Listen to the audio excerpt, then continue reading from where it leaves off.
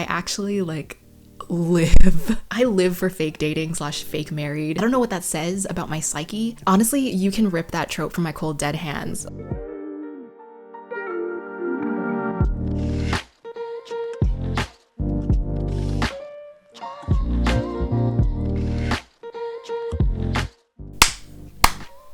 Oh my god. We're looking a little white. Hang on. Okay, it is Q&A time. So last month we hit 1K. Thank you guys so much. May is actually the 1 year anniversary of the channel, and I was originally going to post a reflection video today and just talk about my past year on authortube. I don't know if that type of video would interest anyone, but you know, we do a lot of reflection videos on this channel. Yeah, it was kind of gonna be a look back on my last year, the things I wish I knew, all that kind of stuff. But on my community post when I was asking you guys for questions, you guys asked some really in-depth and interesting questions, and I wanted to answer them all. My next video will be kind of the year in review discussion, and today is just gonna be the Q&A. Thank you guys so much to everyone who left questions, to everyone who's been hanging out on the channel recently. Let's get into the questions. What comes first for you, characters or story? It really depends. For me, now that I write a lot of genre fiction, I feel like it's pretty half and half, but I wouldn't say that any one idea is kind of the inception point of a book for me. For me to start outlining a book, I think I need to have a setting, atmosphere, world building idea and a character idea in order to develop a key story idea or a hook or a plot. I think that I'm the kind of writer where I like to have a grasp on both external and internal conflict before I write anything. So for example, with Project Night, which is the book that I'm writing right now, it's an adult fantasy. When I was drafting draft 1, the setting came to me first, but I didn't start writing or outlining the story until after I got an idea for the two main characters. Basically, I'd say that I feel like neither comes to me first more often, but character is central to how I view storytelling and how I comprehend it for myself. I feel like I can't do anything without characters. What are some books that made you want to be an author? This is going to warrant its own video, I think. I've been meaning to film it for a while. I've just kind of been procrastinating. But TLDR, I think all the books I read as a kid, most of the middle grade / YA books, probably inspired me a lot. Pretty much everything I read as a kid made me want to be a writer. I really loved Percy Jackson as a kid. In high school, I was fully in my John Green arc. I have a few of his books on my shelf. In high school and university, I really wanted to do contemporary / literary fiction. But I think I would say my most formative book that I read from a really, really young age is a middle grade book called Airborne by Kenneth Opel, and that entire trilogy. It's kind of a steampunky action adventure. Kind of skimmed the book fairly recently, and it's still one of my faves.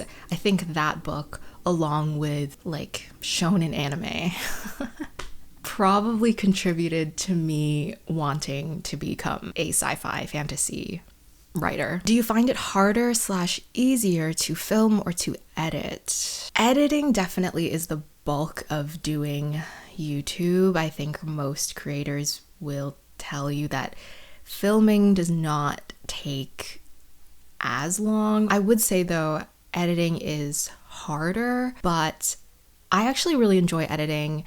I think I enjoy it more than filming, so it doesn't feel harder. That's not to say that I don't like filming, because obviously you have to like filming yourself in front of a camera if you're gonna do YouTube, but editing for me is that's where the video really comes together. It's where you can sort of feel the most creatively fulfilled. So yeah, filming is fun, but sometimes it does feel like a chore because you don't know how good or bad a video is going to be until you're editing it. Next question is from Jordine. Hi Jordine. What made you want to start making videos, and did you invest a lot into it before starting, or did you just go with what you had? Okay, this is a great question. I started this channel because I was honestly just lonely in my writing journey, and I wanted to document my process and, you know, have the chance to like maybe meet other writers. Like I really didn't, beyond that, I really had no other goals for this channel. In terms of investing into the channel, no, I did not spend any money on the channel before starting it because, again, I wasn't taking it too seriously. I think when it comes to things like equipment, you can buy new and like upscale stuff if you want to, but I don't think it's totally necessary depending on the type of content you plan on making. Though I did not buy anything for this YouTube channel when I started it, I admit that I already had quite a few resources at my disposal from other side projects, you know? Video editing was not like new to me. Like I'm not amazing at it, obviously, but you know, in terms of like the basics and stuff like that, since I learned video editing like on and off for about 10 years or so before I even started doing this channel, I didn't necessarily have to teach myself when I decided to make a YouTube channel. I basically didn't have to make that time investment into learning that. I also already own a microphone, I already owned a DSLR camera, and I already had an Adobe subscription. So I'm aware that, you know, already having access to these things before starting this channel made me very lucky, because in that sense I wasn't starting from scratch. With that said, I still believe that you can make really great content on a budget, like with your phone and with free editing software. I literally film so many things on my phone. I think the majority of the videos on this channel have been filmed on my phone. While I did buy a new camera this month, and that is what I'm filming on, I bought it mostly as a gift, like to myself. So it's an investment that I made only after doing content creation after a whole year, only after, you know, getting comfortable with the process and knowing that it's something that I did want to invest more time into. Like, you can still make great content without all this equipment. There's a lot of YouTube content creation advice out there. You don't need to hear it from me. But yeah, trust me, even with everything that I had at my disposal, like I said, I already had all this equipment, still the first like 10 to 15-ish videos on my channel are pretty awkward. Many of them are actually privated now. That's just the nature of content creation. When did you start taking writing seriously, and what's your favorite book that you've written? I think I've always taken writing seriously, for better or for worse. I don't think I started actively thinking about writing craft and how to improve it until I was like in high school. Back then I was writing mostly short stories, countless, like literally countless half-finished YA contemporary manuscripts. To be honest, I've only finished 3 manuscripts like end to end in my life. So there's Project Night, of course, and Project Moon, both of which have been documented on this channel. Third book is, I never talk about it because it's just like a really bad manuscript. It's kind of like a literary fiction manuscript, I guess. But the reason it was like so bad was because I was like 16 years old and I was trying to write adults in their late 20s navigating life, and that's just not an experience that I knew how to write about, but I pretended like I did, which, you know, I don't regret writing it. Like it was a huge learning experience to write that, and it took me, I don't know, I was probably writing it from like 2014 to 2018. Like I was writing it on and off for 4 years. But yeah, like there are so many manuscripts that I wrote that I abandoned at like a quarter of the way in, half of the way in, because I just like ran out of steam and I decided to shelve them. But between the 3 that I did finish like end to end, Project Night is the best written, of course. So I definitely would consider it a favorite. What methods do you use to cool down after a burnout? I've only recently realized, like within the past year or 2, how bad burnout can get for writers. There are a few things. Firstly, I usually read. Like I'll just take a few weeks and go through my TBR, and like 90% of the time, reading puts me back into a writing mood again. Because like if it's a good book, it will motivate me and like remind me why I love writing, because I'll just like be really in love with the prose and then I want to like go back to my stories.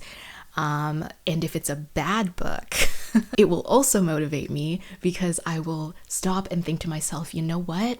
If this could get published, maybe there's still hope for me. Aside from reading, I also have projects that I write entirely for myself, purely for fun, like no intention to publish. My short fiction, for example, most of it I don't have publishing goals for, or concrete publishing goals for. I write it completely for myself, to experiment, to practice, to play with my prose. And because I don't put that pressure on myself, I use it as a way to recharge when I'm like stuck or frustrated with my manuscript. You know, when I work on these other projects, like I call them downtime projects, when you write for fun, you're reminded that writing is supposed to be fun and that it doesn't have to be this like laborious process. Lastly, I would say that I think it's nice to have something outside of writing that you find fulfilling, so that your whole life doesn't like revolve around writing and like tying your self-worth or your feeling of productivity or value only to your writing. For me, it's like I also do YouTube to feel creatively fulfilled because it's an entirely different kind of creative fulfillment. I mean, I still struggle with burnout too, but if you guys have any like burnout advice, please leave them in the comments. Okay, Kelly asked, what do you like most about writing? I think it depends on the project. In general, I will say that of course line editing is really fun. Like obviously line editing is some of the most rewarding and fun aspects of writing because it's very grueling to line edit, especially when you're on like your millionth revision of a scene. But it's also very satisfying and rewarding at the end of it because, you know, when you've spent like hours or days or weeks or months trying to carve out a really, really good sentence and you finally get that turn of phrase that you really, really like, I don't think there's anything that beats that feeling. All of the different like stories and projects that I've worked on, there is something that I find I really, really liked doing for that particular project. So for Project Night, it was actually writing the denouement of the book. When I was in the middle of writing it, I was very emotional, but like looking back on it, I had a lot of fun writing like the last like 2-3 chapters. In and around the climax and right after it, that's like the payoff of the story, you know? It's so cathartic. Okay, the next two questions are kind of related and it kind of has to deal with like imposter syndrome and stuff like that. Do you ever have the feeling that your writing isn't good enough? If so, how do you deal with it? Have you / are you suffering from imposter syndrome? How do you deal with it? I'm currently writing my first draft that I'm taking very seriously, but I cannot stop comparing myself to published authors even though I know that it is absolutely unnecessary and pointless. First of all, I think everyone compares themselves to published authors, so you're not alone. And I mean, do I have imposter syndrome? Do I deal with it? Do I struggle with it? Yes, of course, all the time. I have videos about it. I think you'll be hard pressed to find a writer that doesn't struggle with imposter syndrome and confidence in some capacity. Literally constantly think that my writing is not good. Like you can see that in my vlogs. I struggle with it still, like where I'll get into like a lot of negative spirals. I think it also helps to remember that writing is not a talent, it is a skill, and skills can be learned. It might help to ask yourself, like, how do you define good? How are you defining that, and who are you comparing yourself to? I used to think that publication credits was like the ultimate thing that gave writers value. Eventually, I learned that, like most things under capitalism, publishing isn't 100% a meritocracy. And, you know, if you're defining like good enough as a matter of the quality of your prose rather than maybe the external success of a publication credit, one thing I've started doing is looking at the writers that I admire, studying their prose, imitating their style like here and there, and just trying to understand what it is about their writing style that I love, that I resonate with, and to see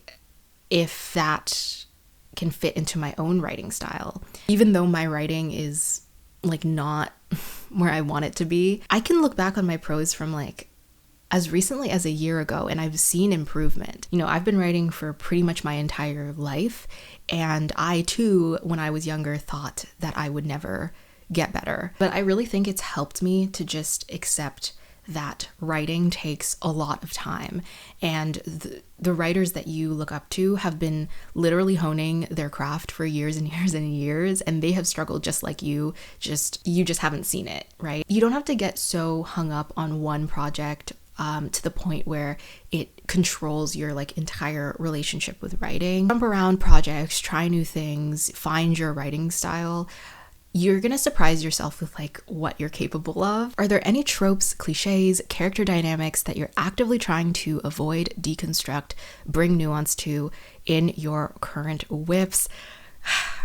I love this question. Oh my gosh, when I tell you I squealed when I read it. Okay, tropes I'm avoiding. I thought long and hard about this, but I'm not picky with tropes. Like, I don't think that there's any tropes that I dislike, aside from like, I guess, really problematic ones. There's nothing that I really actively try to avoid, aside from maybe the ones that are like considered dead in publishing. But even that is like, it's a toss-up because it depends. It depends on the story. But I would say Project Moon, the fantasy book I wrote last year, that one was, I guess it was a slight subversion of the chosen one trope. I think that it has been subverted in this way before, I'm sure, in other stories, but in that one I was trying to kind of tackle chosen one trope in the sense that, you know, one of the main characters is like a literal chosen one, but when the book starts, she's like already failed as a chosen one. That book also had childhood, oh my god, I always fuck this up,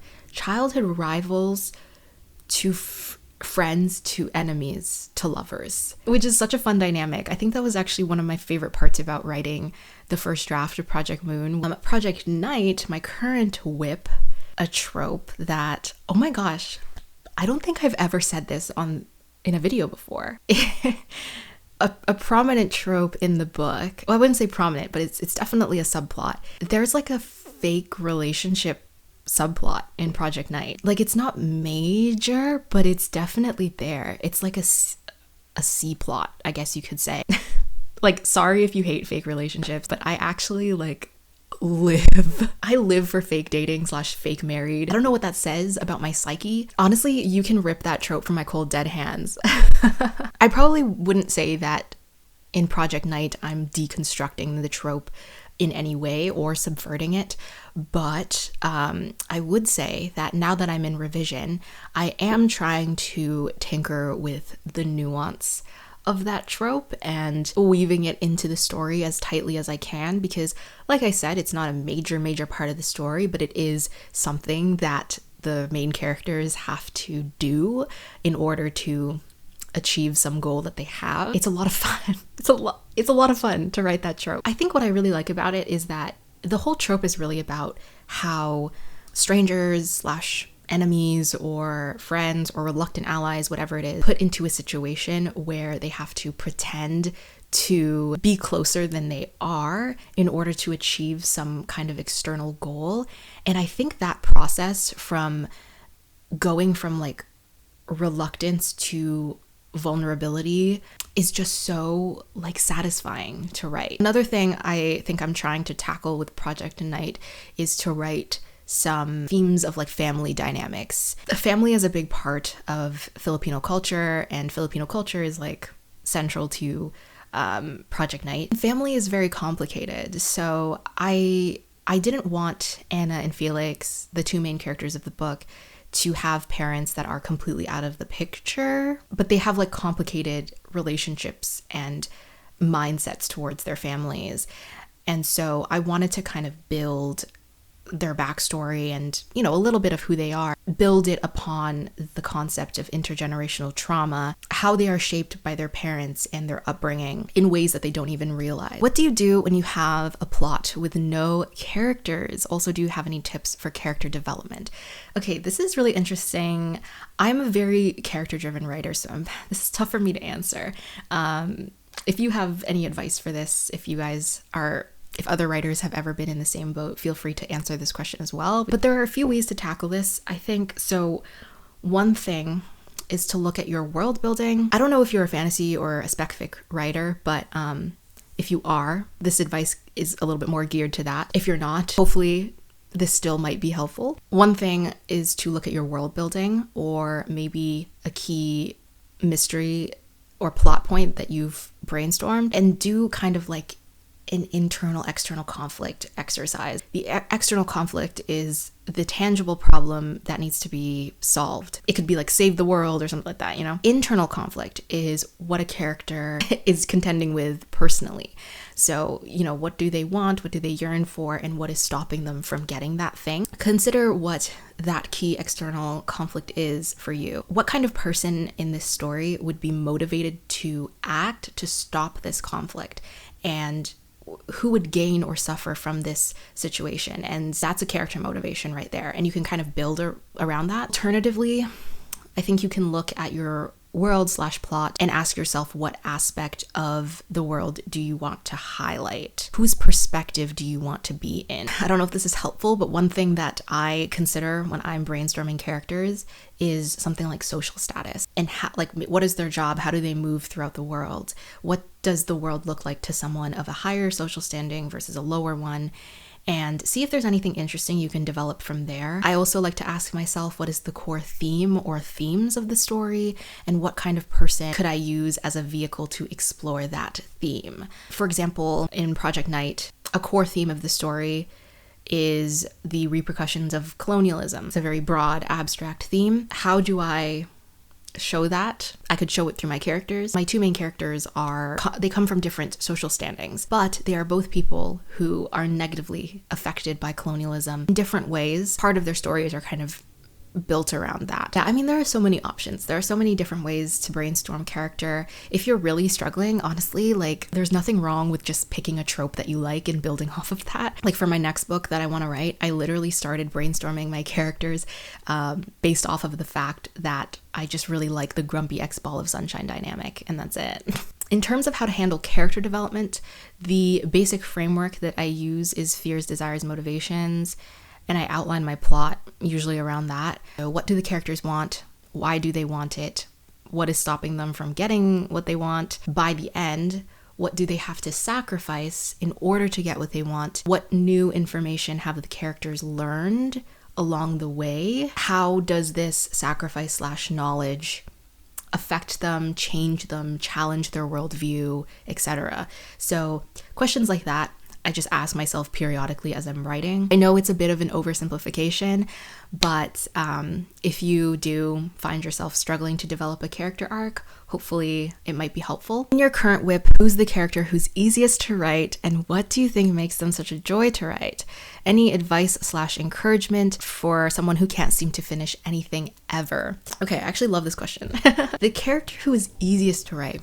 I think it depends how you define easy. For me, easy is like, I didn't get stuck that often in their chapters. Honestly, it's probably one of the side characters. Like, Anna and Felix both gave me headaches because they're obviously the main characters, so there's more that I have to work out with them. But I think if I had to pick one, there's a character named Alex in the book, and I think he easy to write because I just had a lot of fun with his chapters, and because there are much fewer chapters in his perspective and they're interspersed throughout the manuscript, it felt like whenever I reached his chapters, it was a nice change of pace from having to write Anna and Felix. His trope is sort of the roguish, playful kind of guy who's low-key harboring a lot of trauma. I think for the second question, I also struggled to finish anything other than like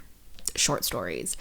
What I will say though is that I don't think that you should feel guilty about shelving a project or quitting a project. Finishing a story is really hard, and it takes time to nurture your story until the end. And just because you set something aside for now doesn't mean you won't ever return to it. To put my journey into perspective, it took me 3 years to finish one draft of Project Moon. It took me 7 months to finish one draft of Project Night. 7 months is, you know, still a long time, but compared to 3 years, it's definitely an improvement. And I think if you really want to power through a tough draft, it's worth trying to identify the issues that are holding the story back. I assume that's what's stopping you from writing it. You know, losing passion for the story, seeing flaws in the narrative.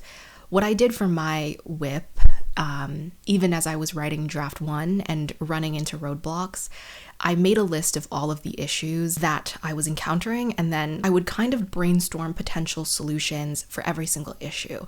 So if it was like, I think this character motivation isn't justified enough, you know, we don't have enough context as to why this character thinks this way or is doing this thing, that's a concrete issue that I can solve. And I look back throughout the story, think of scenes where we can get more context about this character and go from there. It is pretty daunting, and it's not an easy thing to do. I still struggle with it. I'm still learning. But if you can kind of hone that skill set, you'll start to see solutions and revising as something to be excited by instead of as a challenge or a roadblock. When you start to see it as something that can make your story better, it can help keep that excitement and passion for the story and increase your chance of actually finishing it to the end. Another thing that I do is I sort of write out, I don't write it out, but I just keep it in the back of my mind. But I think about, you know, what is the mission statement for myself for this story? And it's something that you can always go back to whenever you feel like quitting. Why am I writing this book? Why did I set out to write this story in the first place? Like, what was the idea that made me so excited? What was the trope that made me so excited to write this story? And why is this story worth telling? And just constantly remind yourself about that. Okay, sorry, we've switched back to my phone. My camera battery died on me, so I'm just gonna like finish the rest of the video on my phone. Sorry about the quality change. Yes, keeping the excitement for the story. So when it comes to having that like mission statement for yourself, I know it sounds like so like cringy and cliche, but honestly, that is the thing that literally helped me finish writing Project Night. There were so many times where I literally was writing that book and I don't even think I filmed the worst of it because it was really, really bad. I wanted to quit. I wanted to abandon the project. But when I got to like the last 5 to 10 chapters of it, I kind of just like, there was a part of me that just couldn't let the story go, because in the back of my mind, I was like, you know, you set out to write this story because you're writing it for a reason, and you wrote it because you think the story is worth telling. And it just literally propelled me to the end. But, you know, regardless of how many projects you start and stop and quit and shelve, it's fine. You're gonna get there eventually. Okay, so the next question is kind of about like being an outliner and how to sort of deviate from your outline. I can't experiment or let myself go along with the story because those scenes are there for a reason, structural and plot guidelines. On the other hand, I enjoy writing short stories because I feel free even when using outlines. Usually I'm not worried about any kind of structure. Is this my perfectionism being scared of ruining my beloved manuscript? Has this ever happened to you? If so, do you recommend allowing yourself free writing sessions in order to not be stuck every now and then? Yes, I always recommend just writing for the sake of writing. Similar to you, I also write short stories for fun without barely any structure, and that really, really helps for me. It really does help to put yourself outside of the own box that you've kind of made for yourself. Now, when it comes to deviating from your manuscript specifically, it sounds like your outline is honestly more of a zero draft. And at that point, I would ask myself, why do you want to deviate from your outline in the first place? Because if it's working for you, then it's working for you, and maybe you don't need to change anything. If it's not working for you, then again, similar to what I was saying like previously, make a list of the things that you feel are not working and try to come up with solutions for it. But identifying the exact issues, it's what's going to help you kind of get through it. Because if you're just looking at it generally, you're not really going to know where to start, and you're going to feel very overwhelmed, and it's going to make you want to stick to your outline. Now, this might just be my specific advice. I don't know if this is like going to be helpful. If you are not satisfied with your current outline, in my opinion, it may not be best to force your outline to work if it's not working. Just because it was your original plan doesn't mean that it's the best version of the story. So if you're scared of like changing the plot because you think it's gonna mess up the whole story, just remember that your first drafts are allowed to be bad. 99% of the time, your first drafts will be bad and it's gonna have to change anyway. A polished story takes many, many revisions. Now, it is also valid to write the story to the end, even if it isn't working, just to see how it plays out.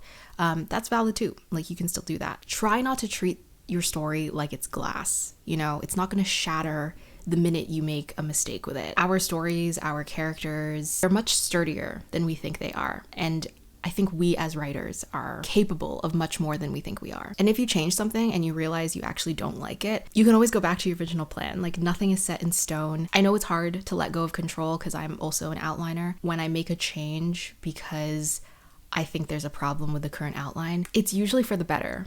And that's just my personal experience. What was the first book inspiration you had? Is it hard to keep up with creating the perfect plot and world building with just that spark of an idea? Does it all come at once, or do you need to take breaks in between and think it through? Okay, the first story idea I ever came up with, it's really hard to say. Like, I was really young, so I honestly don't remember, but it was definitely fantasy. Other question, is it hard to sustain one idea for an entire plot, for an entire book? In my experience, yes. I think books are often made up of several different ideas that are meshed together. It takes weeks, if not years, for a plot to form for me because I need multiple ideas before I start outlining. If you want to know my general brainstorming process, I do have videos about that. That's a much more in-depth breakdown of that process and how I approach the early stages of a book idea. And even then, oftentimes I'll write out brainstorming notes for a world, set it aside for a few weeks, gather more ideas, and then completely rewrite the notes all over again. So basically, no, it doesn't come to me all at once usually. And for my process, I like to give ideas time to breathe. I like to cook them in the back of my mind. When you write, do you visualize the scene you're writing? If so, do you have people you use as references for the look of characters?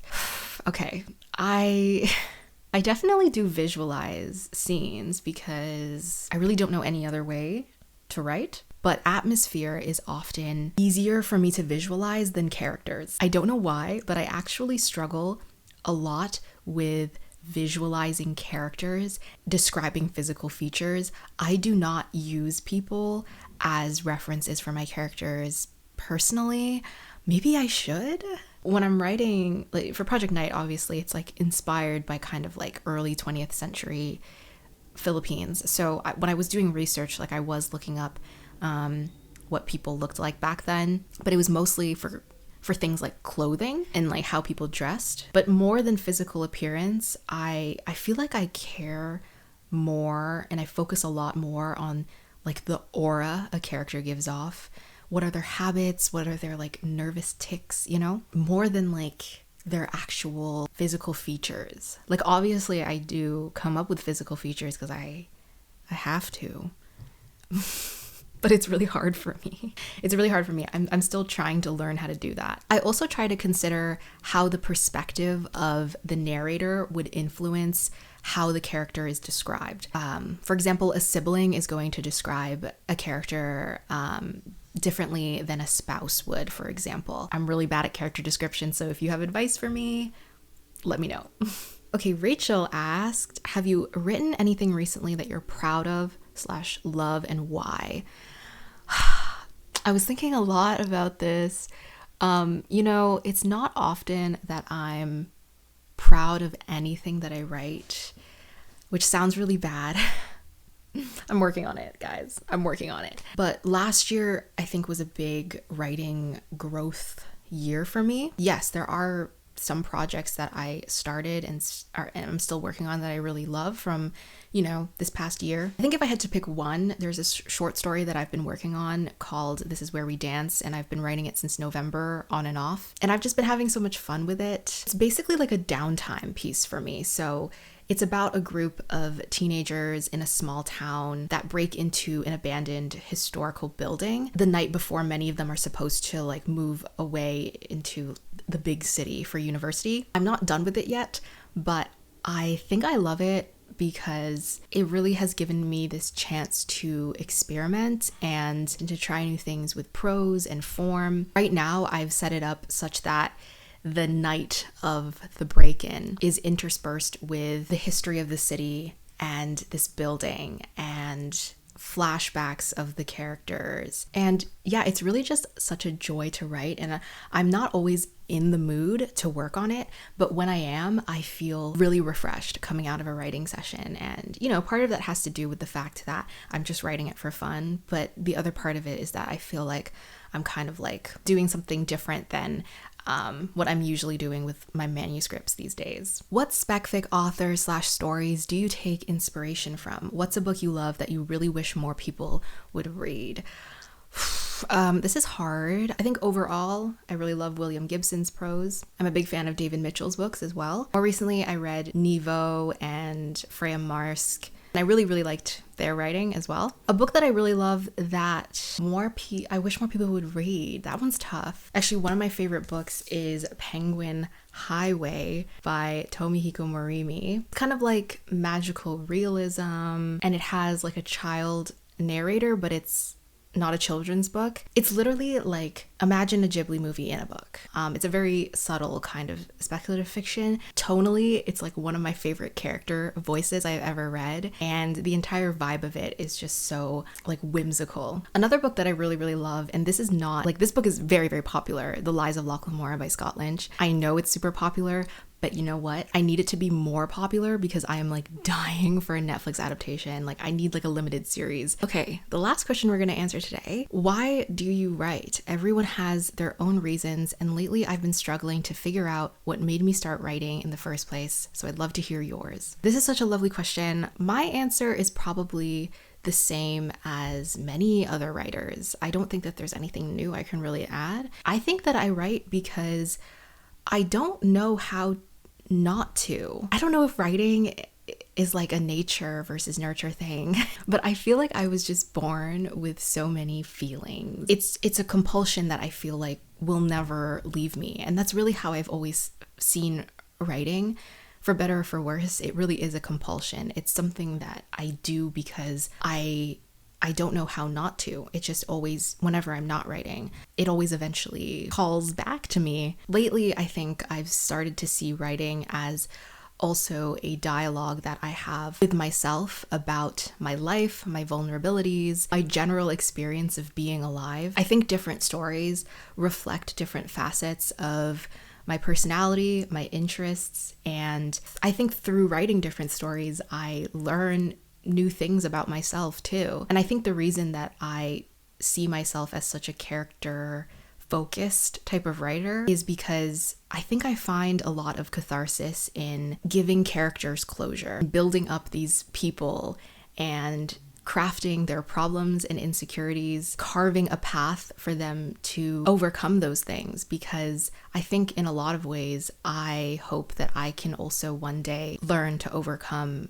my own problems and insecurities too. That's it. Those are all the questions. I hope I didn't miss any. Please let me know. I will answer them in the comments. Again, thank you guys so much for 1K and for all the amazing questions, for watching these videos. It really means a lot. That's it for this video. Thank you guys as always for watching. I hope your writing projects are going well, and I'll see you guys in the next video.